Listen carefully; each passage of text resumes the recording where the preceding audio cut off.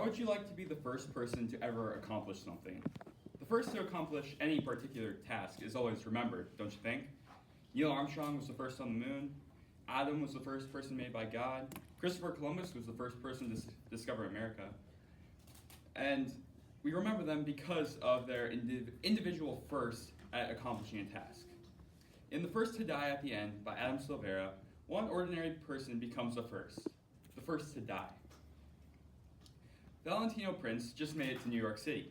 He's moving from Phoenix, Arizona to pursue his modeling career. His twin sister is also coming, but she is photographing an event in Phoenix and will leave the next day. Valentino decides he's going to go to this event, but the New York City one.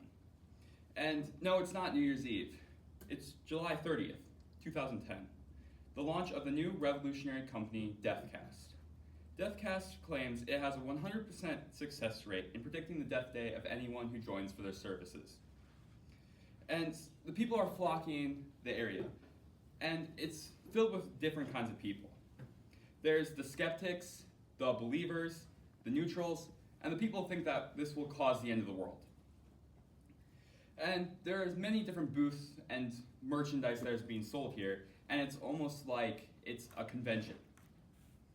And so Deathcast has also kind of rented out the area, and they've provided this huge event for their launch.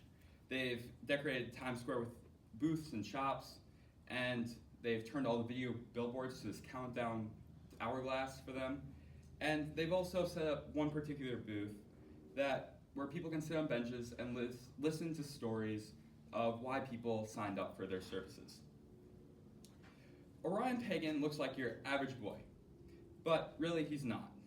He has a heart condition that causes him to have heart attacks frequently and requires a heart transplant. What's more, his parents died in 9/11, and he has been living with friends of his parents ever since. One of his guardian's kids, Dalma, is his age, and they've grown close while they live together. They are also at Times Square on Deathcast Eve, and they both come to a booth where people are sharing their Deathcast stories. Orion signs up to tell his story, and as he's waiting for his name to be drawn, he looks over at a bench and sees another boy his age. He thinks this boy is pretty, and he wants to make a friend, but he's too nervous. So the Deathcast rep at this booth says there's going to be one more story, and she draws a name, and it's not Orion's. And he's disappointed, but he decides he'll make the most of his night and go talk to this boy. So instead of telling everyone his story, he heads over to this boy, and he decides to make a new friend. Dalma soon joins him, and the three of them fit together real quickly. Orion and Dalma learn that his name is Valentino, and he just moved to New York. Valentino could tell that Orion wanted to share his story, and he asked it to share with him. And after Orion shares the story, he has convinced himself to sign up for Deathcast.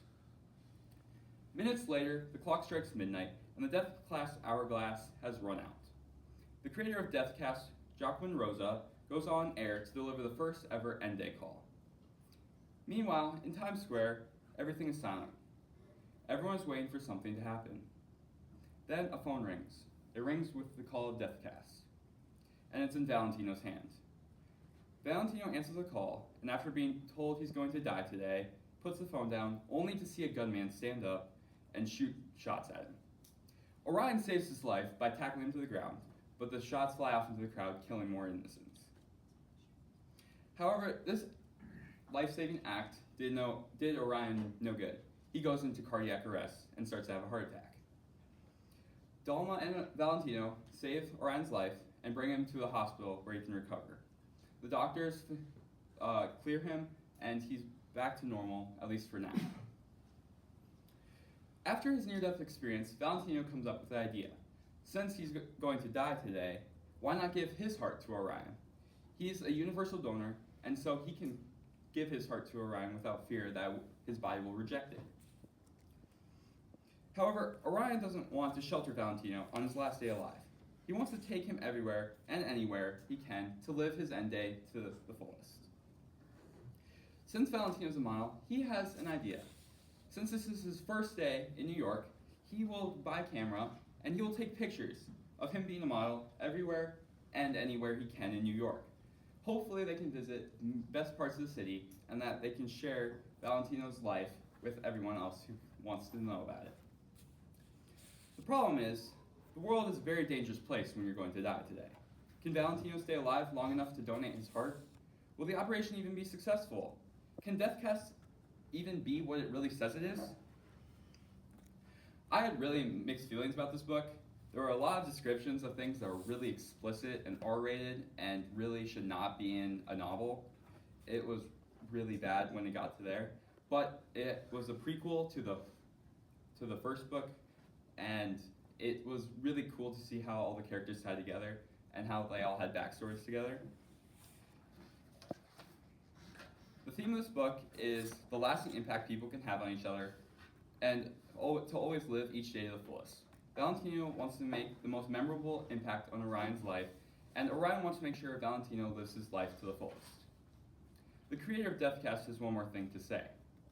I've always loved the expression, out with the old, in with the new. It holds meaning to every individual person. It can be about anything, a lover, an organ, even a way of life, a way of death. What does it mean for you?